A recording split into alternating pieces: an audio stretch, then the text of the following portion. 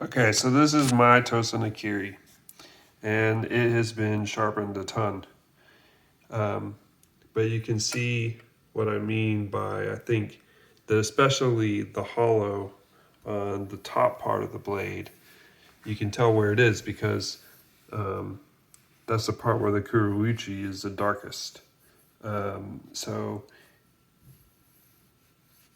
they've hammered in there so it's not making contact with the stone. The places where it is making contact with the stone is right along here where they left it thick for the tang. It's a little bit thicker from right there. And then there's a hammered hollow that comes down through there. And then this part is just ground much thinner because I've ground it much thinner to make the tip easier to swipe through onions and such. And then I think this hollow on that side, right there, that hollow is hammered in. And then this hollow here, they do that probably on a giant stone wheel and they make this bevel here hollow. On this knife, I have flattened it and made it actually start to be convex instead of concave. So this side is going to be your side that's convex. But on this knife, it's concave, and then it's fattest in the middle.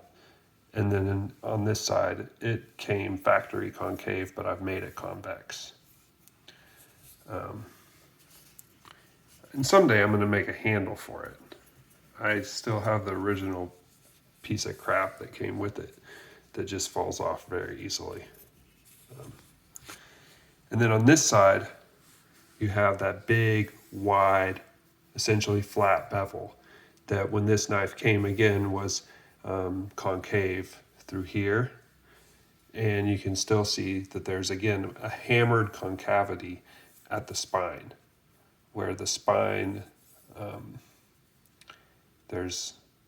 it's weird. Like the spine is at the top of the knife is very, very thin.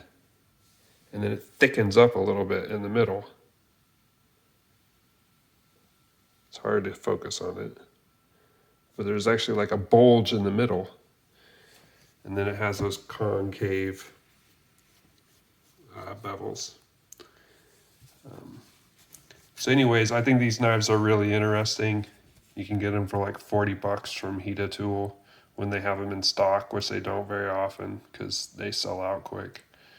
But you know, they're just like ironclad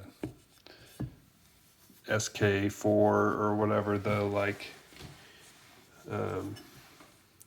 cheapest paper steel is. But you know, their lack of fit and finish shows you kind of more about what's going on underneath, fancier knives, where all that stuff gets hidden behind Kasumi finishes and sandblasting and all that kind of stuff. So anyways, I've really learned a lot from this knife, and that's what I know about its geometry.